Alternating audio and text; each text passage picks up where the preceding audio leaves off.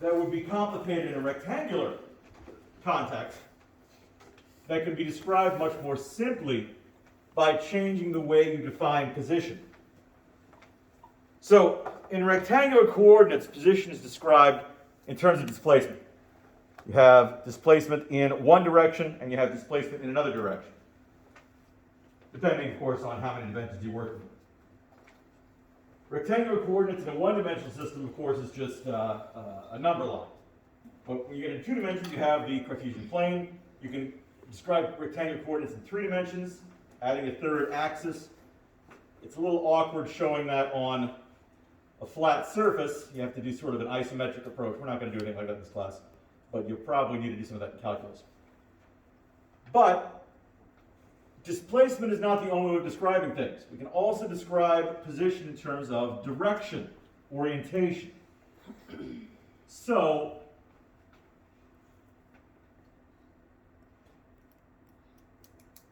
today I'm going to introduce the idea of polar coordinates.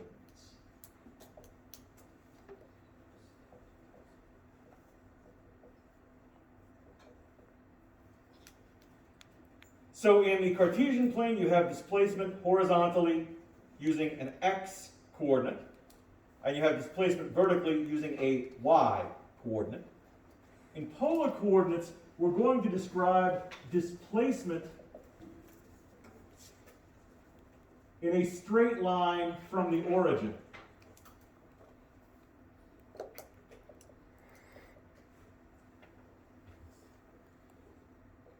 Identified as the r coordinate. And we will also have direction.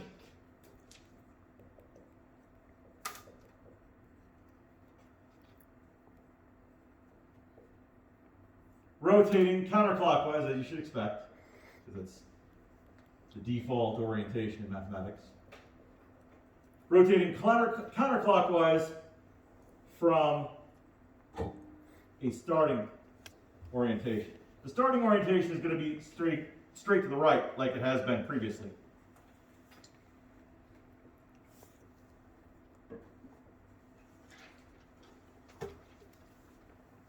The direction is indicated by the angle theta.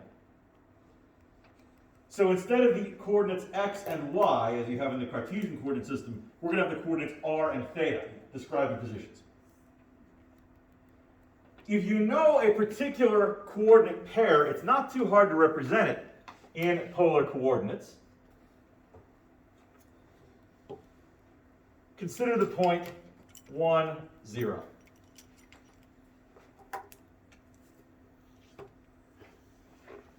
Even though 0 is the second coordinate, since it tells me the direction, I'm kind of going to start there. 0, of course, is going straight to the right, like it has been previously. I'm going to go 1 unit in that direction. Well, that doesn't seem different from rectangular, does it? It's exactly where the rectangular coordinates 1, 0 would be. But consider the point 1 pi.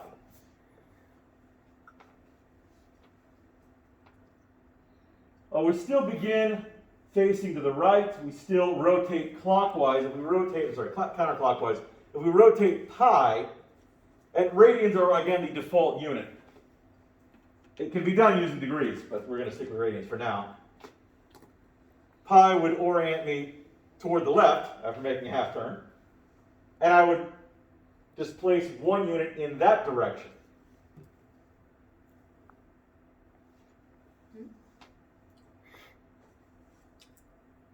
One unit in the direction of pi. So that, as you can see, is quite different from what the point 1 pi would be in Cartesian coordinates. In Cartesian coordinates, you'd go 1 to the right and then pi up. In this case, I'm going 1 unit in the direction of pi. So if I had the point 3, comma, 2 pi over 3,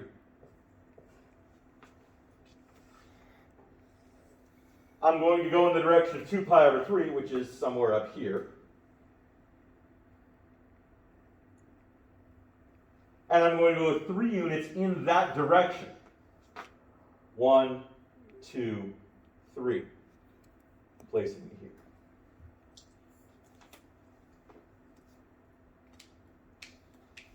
So unlike rectangular coordinates, the second coordinate is not a displacement at all, it is merely a direction. The second coordinate tells you which direction you face. The first coordinate tells you how far you displace in that direction.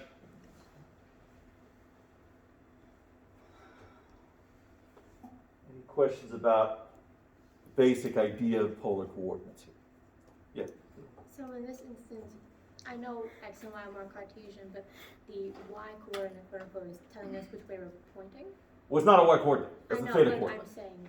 No, you can't call it a y coordinate, as I'm I saying. can't even call You cannot, because it's not y. If you call it y, you're going to get yourself mixed up. it. So it's, It is the theta coordinate, so then, what do you call the coordinate next to it? The 3? the r coordinate, R theta. r theta. Points in polar coordinates are described as coordinate pairs r comma theta. R is the distance, right? Right, displacement. Okay. Sean? For the bottom one, how would you, I know it's in the direction of 2 pi over 3, but how do you determine like the distance for the Well, here's another thing.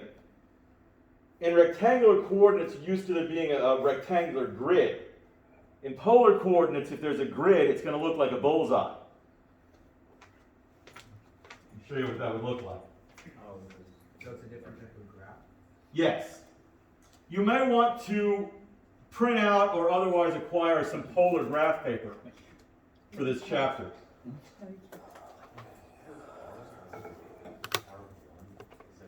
Yeah, here's r equals 1. So then 2 would be number 2, and that would be Oh, so it's like a square graph. Exactly, it's not rectangular.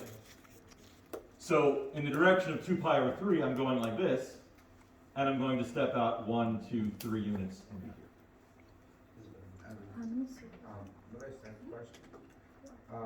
For the coordinates in terms of r and theta, are they always in that like orientation where Oh. the distance is on the left? Oh. Otherwise, people get mixed up, so it's always that way. Do you still have the sine and cosine values of 2 pi over 3 on this? If r is 1, yes. Because if r is 1, you're talking about the unit circle. But if r is 2, 3, 4, then everything scales out. is all like r is kind of the radius circle. Yes, That's what it is. that's why r is used. That's what I was thinking. You were answering my question as a right now. Yes, the R is always going to be an integer. No, No. it's certainly easier to graph that way. Just like in Cartesian coordinates, if the coordinates are integers, it's easier. But they don't have to be. There are still the positions in between. So, using this graph as an example, if I had the point 2.5 comma 5 pi over 3, 5 pi over 3 is going to take me in this direction. 2.5 is going to go 1, 2, and then halfway between. Thank you. Sure. Yeah, it's a continuous plane in every direction. So every position can be described, not just the integer positions. Same is true for the angles, of course. I'm using unit circle angles because they're familiar to us, but they don't have to be. Any number can be used.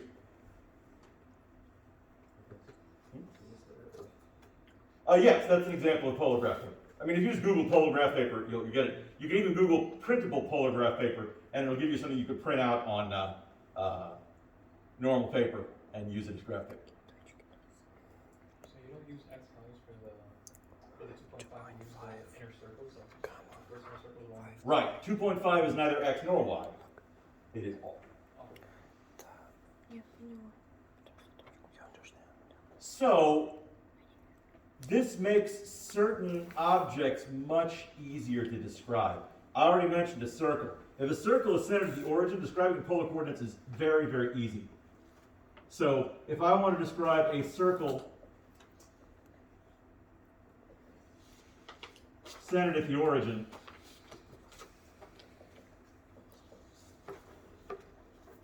with radius 12,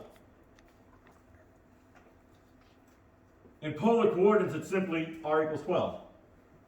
End of story. In Cartesian coordinates, I have to say x squared plus y squared equals 12 squared. So it certainly can be done. But depending on the object you're working with, describing it in one coordinate system may be much easier than describing another coordinate system, which is why we have different coordinate systems. So that's the basic definition, but it is going to take some getting used to. So I want to talk about a few other scenarios that may arise.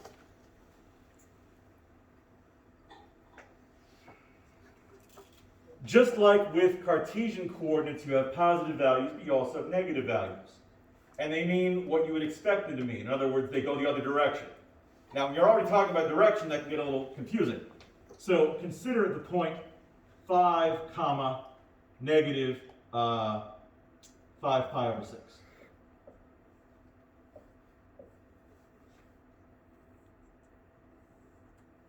So I'll draw some circles here.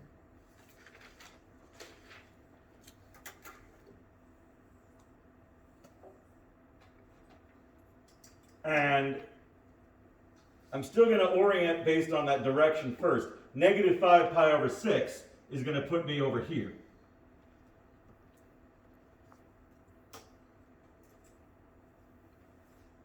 If that's my direction, I'm going to displace 5 units in that direction. 1, 2, 3, 4, 5, and be right here. So, a positive direction indicates counterclockwise. A negative direction indicates clockwise. And that's something we've seen before. But what if r is negative? Well, if r is negative, that works exactly the same way as it does if x or y are negative. You have your direction and you have your displacement. If r is negative, you simply displace backwards. So consider the point negative 3, 4 pi over 3.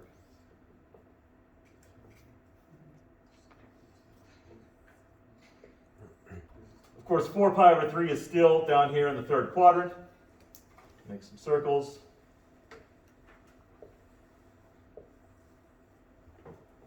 Four pi over 3 is about here. Gesundheit. So if I'm facing 4 pi over 3 and I want to displace negative 3 units, which quadrant will I end up in? This first The quadrant. first quadrant. I'm going to walk backwards. Instead of walking in the 4 pi over 3 direction, I'll walk the opposite direction, 3 units, and be here. I didn't understand. 4 pi over 3 is facing this way. Yeah. So if I'm facing 4 pi over 3, and that's 4 pi over 3 right there, and I walk negative 3, I'm going to go 1, 2, 3. I'm still facing 4 pi over 3, but I backed up. Oh. So we're still facing this way, but we backed up. Oh. So does this mean that there are coordinates that are coterminal? Absolutely. Yes, which is different from the Cartesian coordinates, where every point has a unique description. So we're just adding pi to the angle? That would have the same effect, yes. It's like Dylan is saying, there are coterminal descriptions of the same position. Oh, okay. Mm-hmm. That was the end of the talk. Do they always come in coordinate form, or is there equations that you have to go through? Oh, there are equations, yes. Equations, of course, we're describing a set of points, but I'm starting off with just a single point at a time. Questions? So for the angle, will it always be in that format where it's like, 4 pi over 3 or like 1 pi over 6 or anything? Oh, no, I mean, it could be any number, Any integer or like? any real number. So, for example, suppose I have the point 2, well, let's say negative 2, negative 2. Draw a couple of circles. Can be the third quadrant, right? Well, let's think about it. The direction is negative 2. So if I'm rotating clockwise from 0, pi over 2 is still 1.57. It's negative. Pi is still 3.14. It would be negative if I were going clockwise. So negative 2 is going to be somewhere in this vicinity.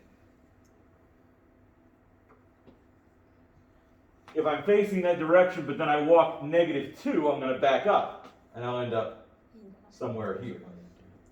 This is actually in quadrant 1. Oh, I see. Oh, I see. So we're just like approximating.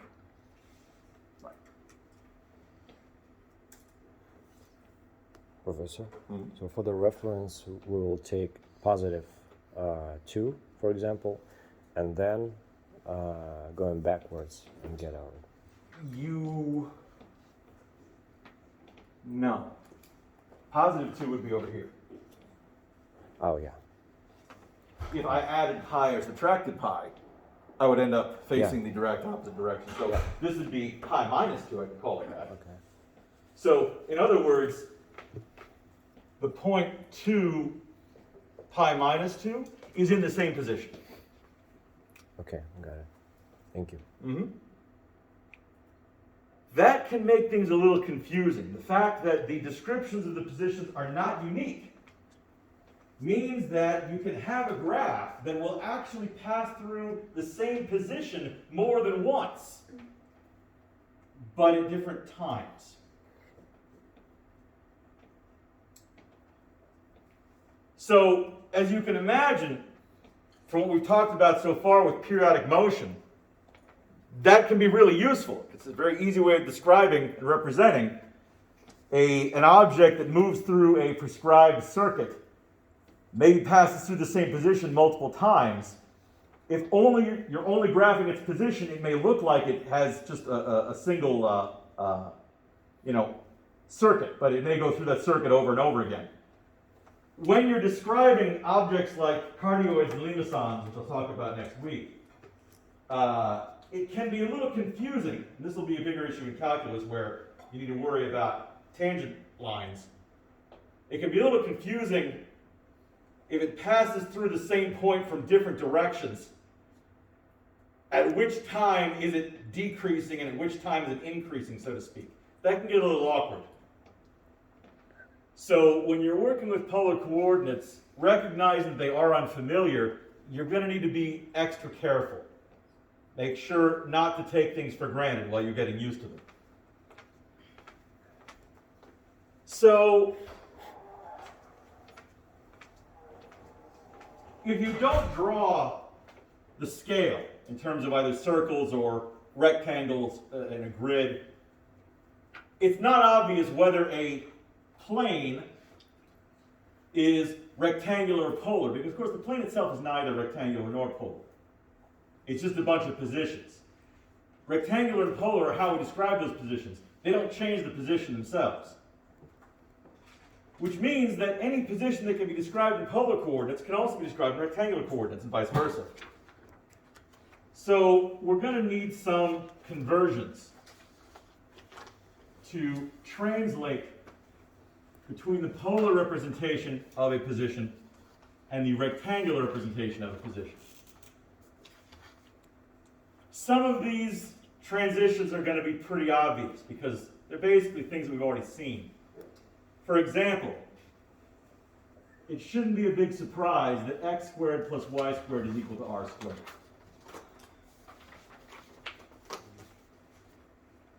I mean, that's just the Pythagorean theorem again. Likewise, not a big surprise that x is equal to r cosine theta and y is equal to r sine theta. Those are just rearrangements of the Cartesian definitions of sine and cosine. You may recall at one point I told you that cosine is equal to x over r and sine is equal to y over r. These are the same equations. It follows that tangent theta is equal to y over x.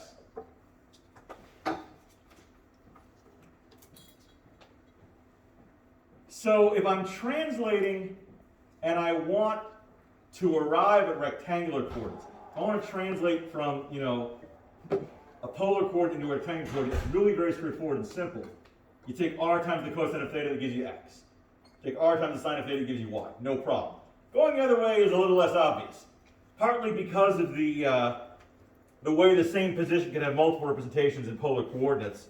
If I want to translate a position that's described in rectangular coordinates into polar coordinates, there's more than one way I can do it, which means it's not an obvious number goes in, number comes out type of situation. So let me look at a few examples here. Suppose I give you the coordinates -5, comma 5 pi over 6. That's in polar. And I want to transition to rectangular. That one's the easy one.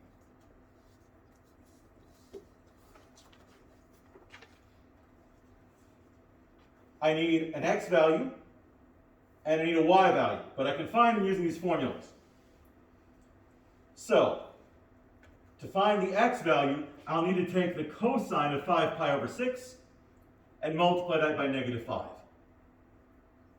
What is the cosine of 5 pi over 6? Negative root 3 over 2. Negative root 3 over 2, because it's in the second quadrant. If I take negative root 3 over 2 and multiply it by -5, I'll get 5 root 3 over 2.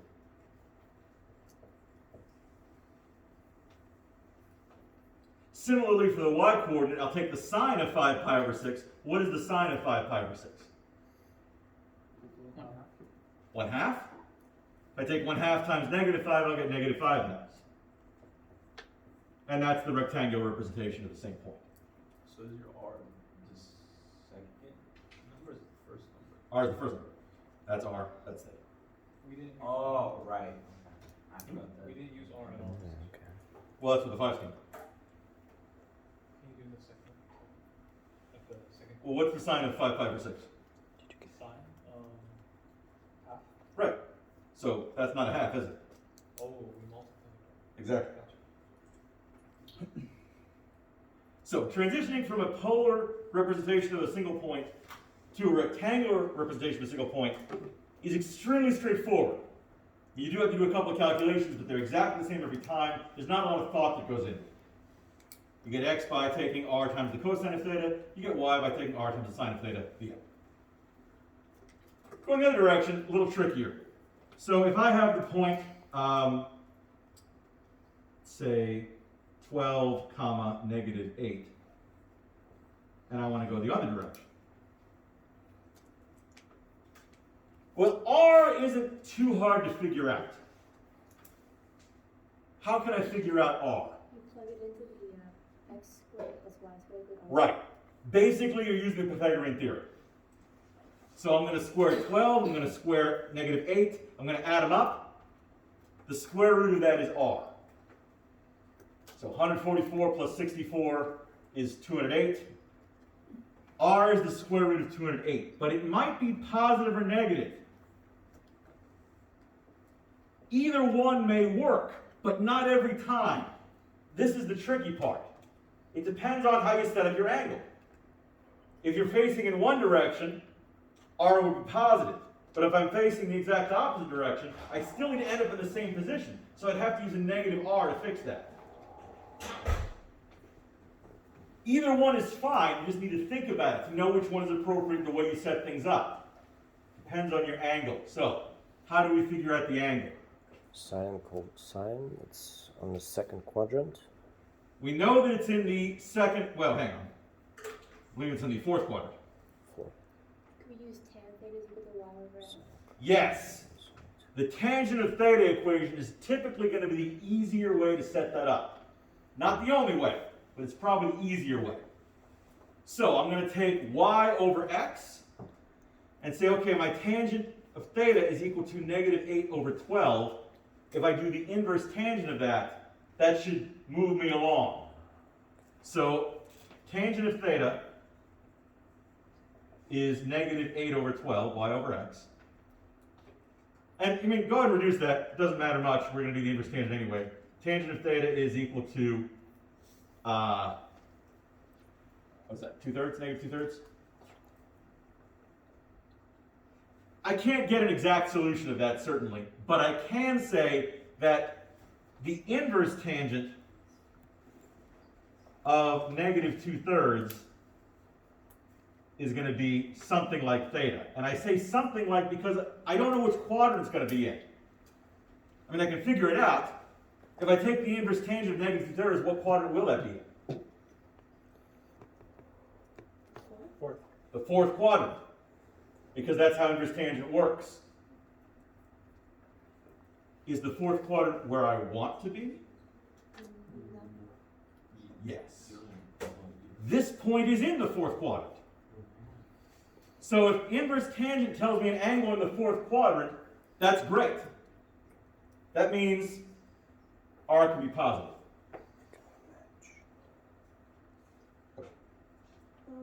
How did you know that that point was in quadrant 4?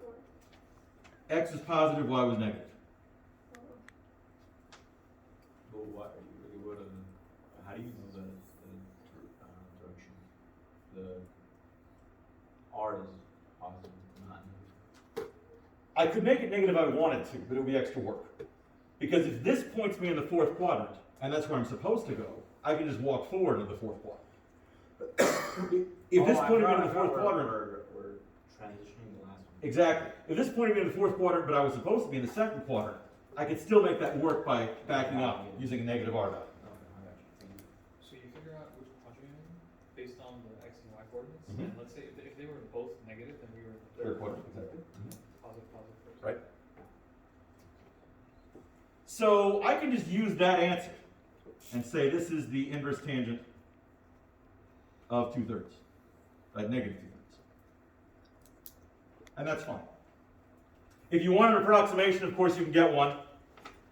And if this were on a test, I'd want you to reduce the square root of 208. But that's basically the procedure.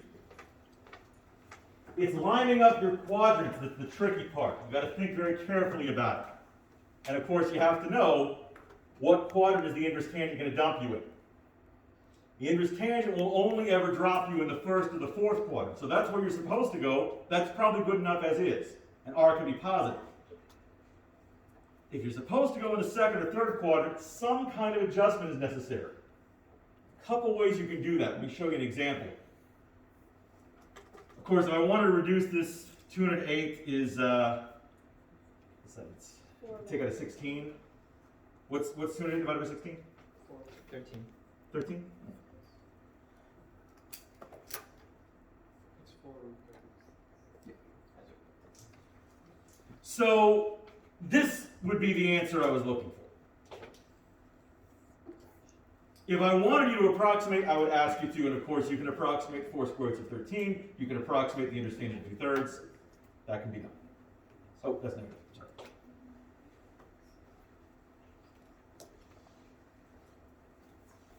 Are there other ways of describing that position? Absolutely. But this is probably the easiest one. I'm still a little confused on the whole quadrant. So it'll make a little more sense, I think, after I show an example that it didn't end up in the correct quadrant right away. So let me look at another example and maybe that'll help.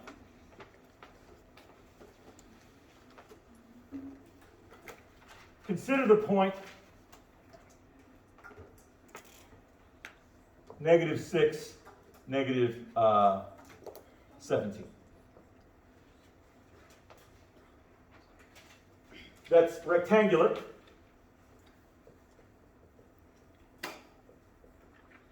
And I want to go to polar.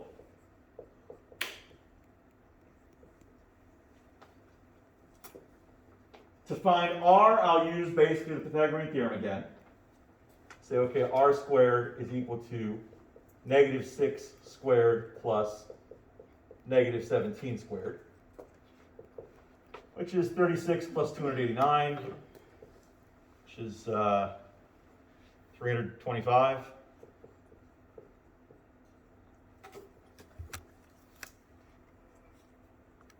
So R is going to be the square root of 325. Might be plus or minus. What's that? 5 rad 13. 5 rad 13. Seems like 13. I don't know how that keeps happening. I don't know whether I'm going to want to go with a positive or a negative R at this point. Either one is conceivably possible. And by conceivably possible, I don't mean that I'll find out that one works, the other doesn't. Either one could work. It's just one of them will work with minimal adjustment, and the other one would require additional adjustment. So we're just going to go for the easiest way here. In terms of the angle, I'm going to say, okay, the tangent of theta is negative 17 over negative 6, or 17 over 6. So I can take the inverse tangent of 17/6 and have something that is sort of like theta. The problem is, what quadrant am I supposed to end up in? 3. Third quadrant. The point that we were given was in the third quadrant. We need to describe a position in the third quadrant.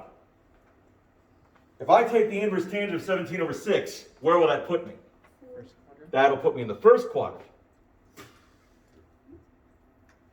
I can fix that. That doesn't need to be a problem. Because if I'm pointing in the first quadrant and I want it going into the third quadrant, I can just walk backwards. That works just fine. So, I should be able to just use the negative value of r and have this be my angle. So, negative 5 radical 13, comma, inverse tangent 17/6. So it would be an extra step if we had to make it negative. Right, because if I didn't make it negative, this would point in the wrong way. Yeah. But what's the extra step? What do you mean? You said earlier example. Oh, I could have left it positive if I really wanted to, but then I'd have to reverse this. I'll ask you again. Can you repeat that last step? How we got to the negative root 13? Like how we? Oh, how would you determine that was Yeah, negative? yeah. This point is in the third quadrant. That's definitely true. I have to end up in the third quadrant. So if this is pointing me in the first quadrant, I can fix that by just walking backwards.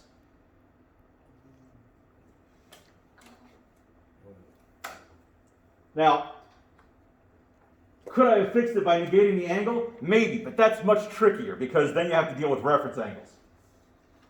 It's safer to negate r instead. It's more straightforward, less planning involved.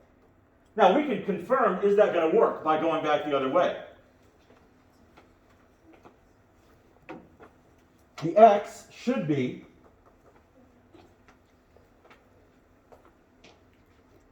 if I take r times the cosine of theta.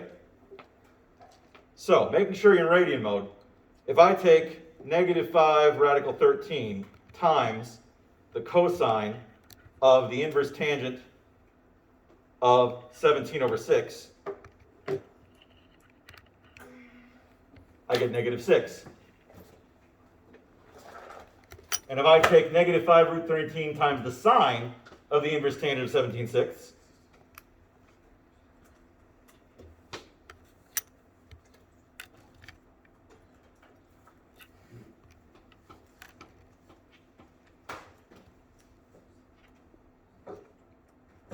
I get negative 17. All good. So it's good to be able to check yourself as well. If I worked all that out and I found out that y was going to come out to be positive 17, that wouldn't necessarily tell me what I did wrong. But it would certainly tell me that something was wrong. And that way you can at least go and look.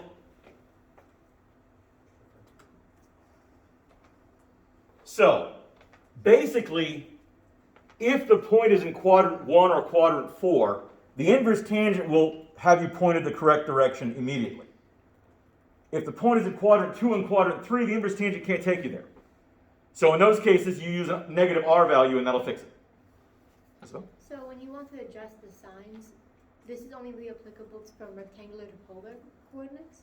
yes, from polar to rectangle, there's no need for an adjustment. You just use the x equals r cosine theta, y equals r sin theta. It's all settled already. I get how you determine like what quadrant it's in, but in regards to like the r value, I still don't get how you decide if it's like positive or negative the r value. So like I was just saying,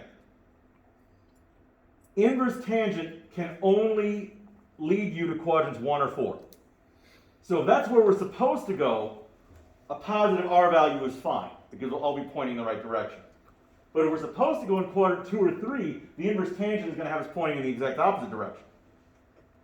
Easy to fix, you just make r negative and you're good to go. Right, so if we're following the inverse tangent already, r can be positive, but if we're on the other side, a negative r fixes it. Question there. I'm really confused. 17/6 is almost 3. I don't understand how that's the first quadrant. Ah, it's not in the first quadrant. It's in the third quadrant. Not the first value, but the second one. The tangent. 17/6 is close to 3. Yes. So 17/6, if I thought of it as an angle, would be in the second quadrant. But it's not an angle. The angle is theta. So how do we know it's in the first quadrant? But nothing was in the. Theta's in the first quadrant. Theta's in the first quadrant because I took the inverse tangent of something positive. Oh, I see. It has nothing to do with what the numbers were. The fact that it was a positive number in here tells me that theta was in the first quadrant. If this had been negative, I would have been in the fourth quadrant. That's what was the case over there. Sean? Theta is either always in the first or the fourth. The inverse tangent is always in the first or the fourth quadrant. In those cases, when theta is in the first or the fourth quadrant, r can be positive and it's fine. But when theta is supposed to be in the second or third quadrant, the inverse tangent can't do that. That's when We make it work by making r negative, and that fixes it. So I just want to confirm that I have no x going on. 17/6, since both positive and tangent is y over x, they're both positive, that's in the first quadrant. Right. If it were to be negative, and the fraction of the numerator would be negative, then that'd be y. And Well- the fourth quadrant, y is negative. Either one could be negative, but the inverse tangent would basically pretend that the y was negative because that's just how it's defined. Yeah, that's why it's divided first and second. Right, right. So that's just the limitation of the inverse tangent operator. Easy to fix, but when you're supposed to end up in the second or third quadrant, this isn't quite going to take care of it. You'll need a negative r to make it work.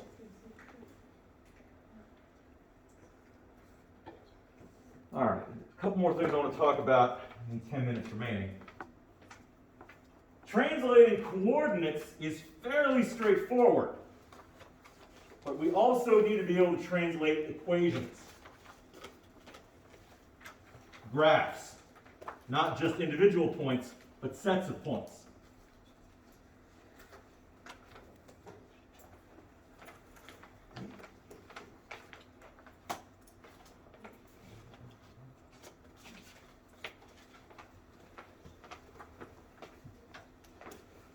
So, consider the equation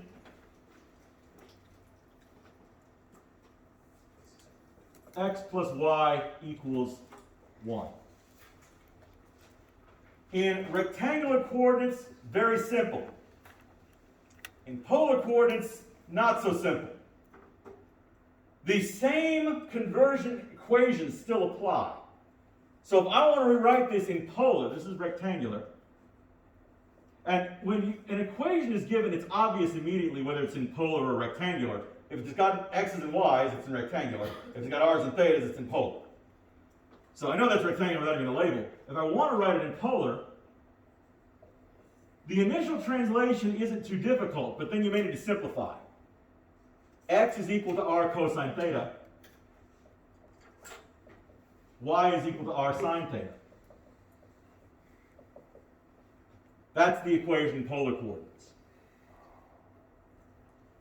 Now, if you can rearrange it to be written as a function of r, you should. That's not always possible. I mean, you can try simplifying by like factoring things out, see what you can do. Like if I factor out an r and have cosine theta plus sine theta, that works.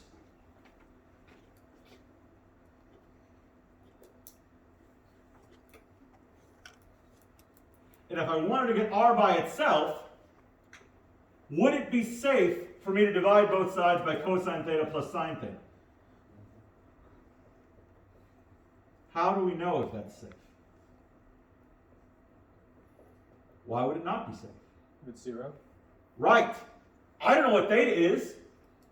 Is it possible for cosine theta plus sine theta to be 0? No. What? Well, I mean, it is actually possible at a couple of very specific points. But that can't happen here. Consider this equation. If cosine theta plus sine theta were equal to 0, what would become of this equation?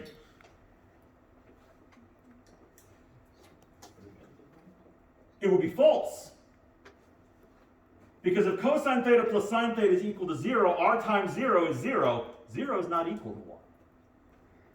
Which means that a point where cosine theta plus sine theta is equal to 0 can't be on that graph in the first place. So, I don't need to worry about it. I can divide by that, and I can't possibly divide it by 0. I can say that r equals 1 over cosine theta plus sine theta. That's the polar representation of this equation. That's the same case for r as well, right? Like if we were to divide both sides by r, we could do it for the same reason. Yes, because r can't be 0 based on the original equation.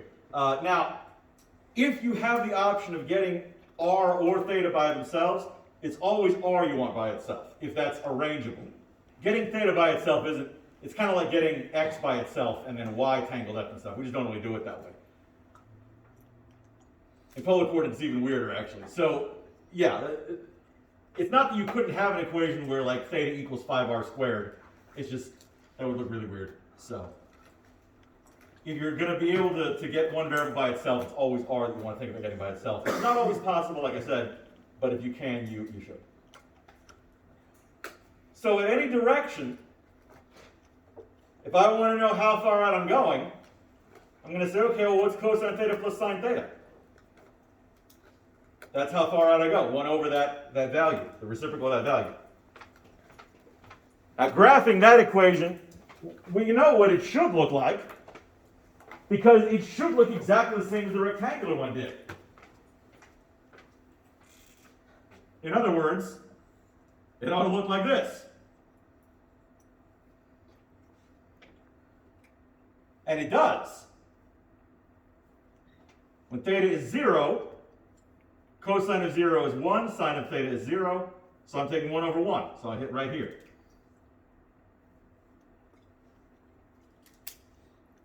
When theta is pi over 2, cosine of pi over 2 is 0, sine of pi over 2 is 1, 1 over 1, it's going to hit right here, exactly as it should. In between, it kind of smooths out like that.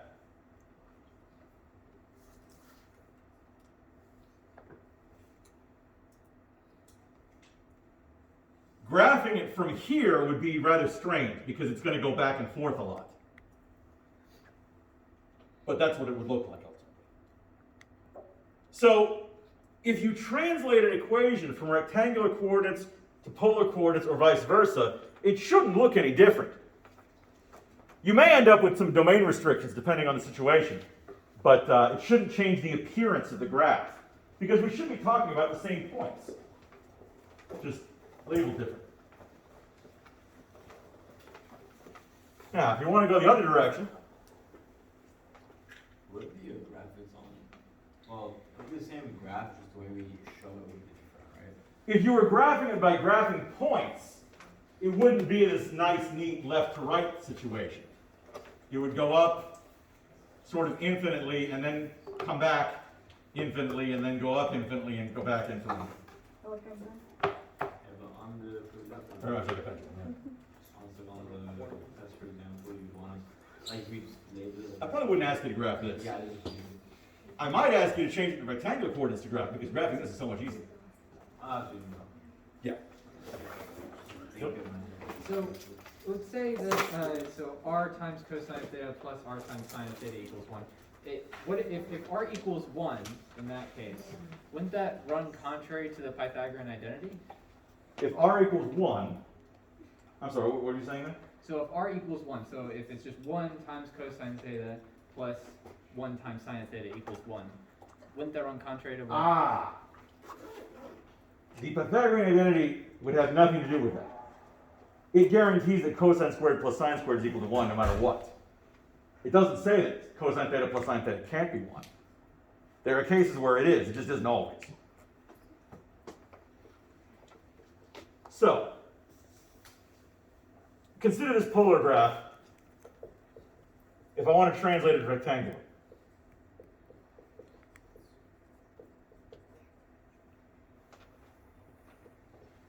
It's not exactly straightforward. To translate that into rectangular, I'm going to have to play with it a little bit. First, I'm going to multiply both sides by r.